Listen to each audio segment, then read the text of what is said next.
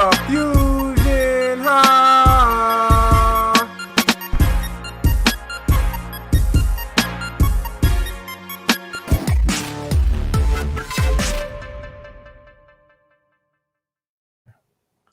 Mr. DeMille, Guardians will change your mind about Phase 4.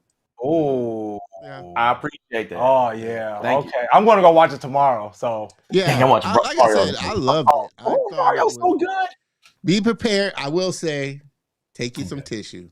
Take you Oh, some yeah. tissue. Oh, don't tell me that. Yeah. There's some things I predicted, but I'm not gonna tell you because if I tell you, like, I don't want to be right. You'd be like, man, you're right. You're right. I'm gonna be like, no.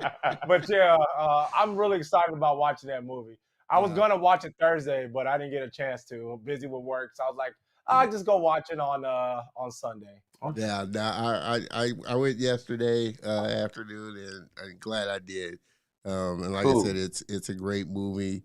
Definitely, obviously, you know, the visual effects were amazing and everything.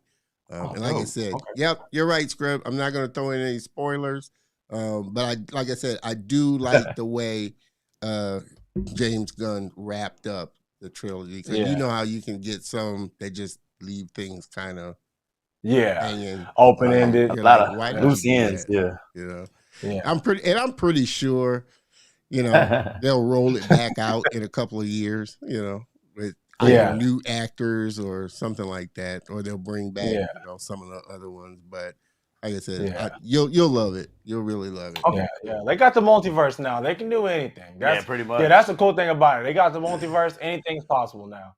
Yeah, that's giving them license for sure. We, like I said, everybody again just jumping in. We've been having a heated, well, not heated, but a fun, good debate about a lot of different things. Yeah, we have a good time. Yeah, we are having a great talk. Like I told you, these guys are hilarious. Chadrick and Jeremy with Fusion Haa Podcast talk about so many things. But as you progress more in the show and the podcast you're doing, where do you see you're hoping to take Fusion Haa, and is this just, you know, for fun for you guys, or do you really see it going further, taking it further? I mean, what are your thoughts on Fusion Haa? We have similar goals. Yeah. Personally, like I want to do this for a living. I'm not gonna lie to you. Absolutely. My day job is a truck driver, and it gets old real quick. Yeah. And I do it locally, so you know I'm not like out the state or even, you know, cross country, nothing like that. But man, I get up early in the morning and say it like that, and people drive like insane people. Now getting back to the question, so I really want to, you know, be monetized, you know, of course YouTube and other, you know, mediums, and I want to actually. At first I was like, just be a super cool podcast. Now I was like, you know, and Chad said the same thing later on. I'm like, oh crap, we got the same idea. I want this to be like a phenomenal media company one of these days, man. And then beyond that, you know, because I've seen like guys like what's his name, Maximilian Dood. Like he does Twitch, but then he puts his clips on YouTube. And like I admire his room and his setup, because he talks more about video games and playing them online and everything like that. And that's cool.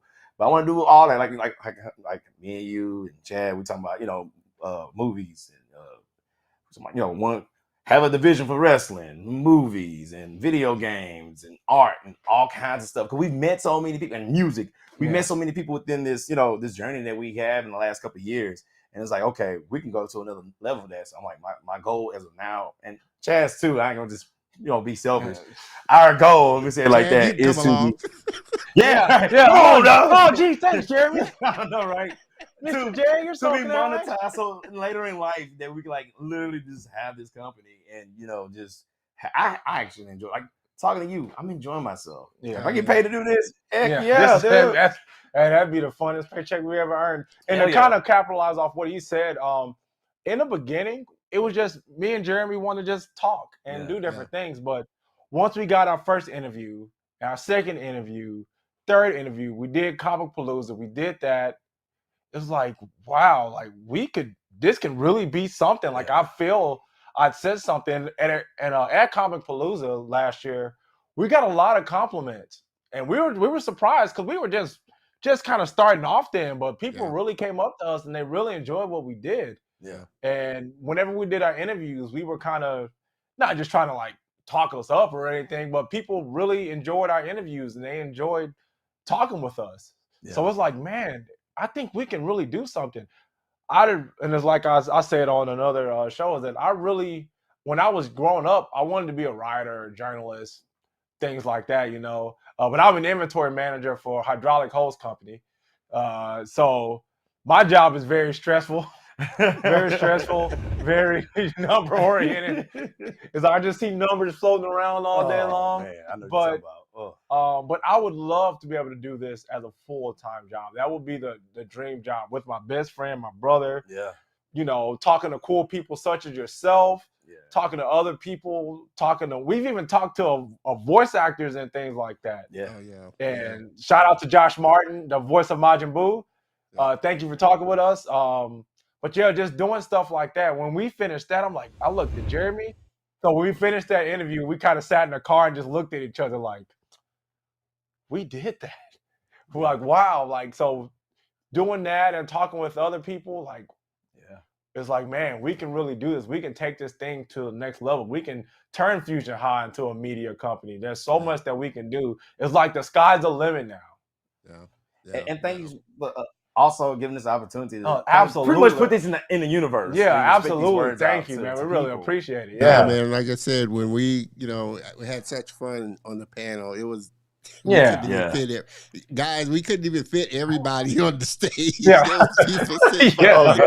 Because there were just so many of us. And it was just, like I said, and that was my first time really going to a comic convention. Really? Wow, really? It was.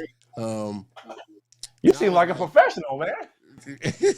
And I was like, wow, and I've seen like videos of San Diego Comic-Con and all of that, and so I know that it's a big there's a big community of people, both young and old, that just love comics and cartoons. But it was like it was almost like going to Mardi Gras for the first time.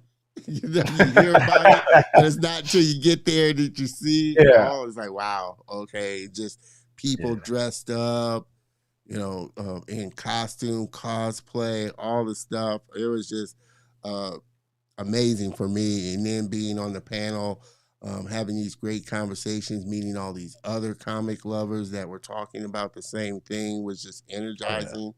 And like I had just mentioned a minute ago, for me, while my day job is still graphic design and art and everything, and I love animation. I've always loved animation. I've always loved comics, and I've always loved cartoons. So doing this show has just been a blessing for me, because like you said, you meet so many people, and I've met and made friends with so many people. A lot of them are in the comments now, super talented. And that's what's been surprising, not surprising, but just a pleasant surprise. So many creators of color out there that are creating some amazing things, working on some amazing projects. He was on last year. I'm trying to get him and his partner back on, but he was on last year. Everett Downey. I don't know if you've seen his My Dad the Bounty Hunter on Netflix. The series, amazing. You guys got to check it out if you haven't seen all of it. But super great guy. Love Everett, and they're doing some amazing stuff. So there's just so many great, talented people out there, and so I'm, just super excited about the success you guys are going to have, and it's a different feeling, like you said, when you're making money doing the thing that you love. I mean, you do it because you love it, but the cherry on top is that, you get paid and make money from it. But like I said, it's gonna snowball from here, guys. I know for sure. What's been the biggest challenge doing the show for you guys? Well, I'm gonna say time. Same time. here. We both work full-time jobs. 10 to 12-hour days, 14 hours sometimes for this guy. Yeah. So we both have families. He has 3 kids. I have 3 kids. We have our jobs. We're constantly busy. But so we have to fit in time to, edit and do the podcast. Because at first we started off just audio. So it was just, we meet up, record, put the audio out. It's simple. But we started doing video. And of course we put the video out, but it's like, now we want it to look good. So now we have to edit it. And so we have to take on the roles of doing it, editing, things like that. So I'm at work at my desk, editing the podcast in my car, editing the podcast. Like this guy, I'm sure in his truck, editing 2 times I've done that. Editing 2 to 3 times. Yeah. Yeah, editing the podcast. So we're having to squeeze this in whenever we can, but it's something that we love. So it's easy to make the time for it for us. But that's just, to me, that's really one of the biggest things is time. Yeah, time is like the biggest enemy. It's like never enough time in one day. And then you gotta rest. Yeah. You know what I mean? You gotta rest. It's like I gotta take this nap, because that's why I look at sleep now, is naps. That's why I give you guys a lot of credit, because like I said, I'm not married, I don't have kids, so I don't have the responsibility of a family, having to take care of, although I do have a, full-time job and stuff. So like I understand time is of, can't get back time. That's the most valuable thing. But it's so gratifying when you are able to put the time into something that you love to do and love to talk about, for sure. Oh yeah. So what? Yeah, and the good. No, go ahead. Oh no, I was just gonna say the good thing is that both of our wives are very supportive of what we do. Yeah. So that does make it a bit easier. It's like they're not like, you're in there doing that again. It's like, no, they're thank God. Yeah, they're not doing that. Luckily, they're just they kind of see what we see. My big fear is when I do get married or meet somebody is that they don't quite get what you do, or they're not really behind what you do. Yeah. You gotta hear that. Yeah. It's like I I was gonna look at you and be like, yeah. So anyway, editing this podcast, you gonna help me out with my streams? Want to hear that?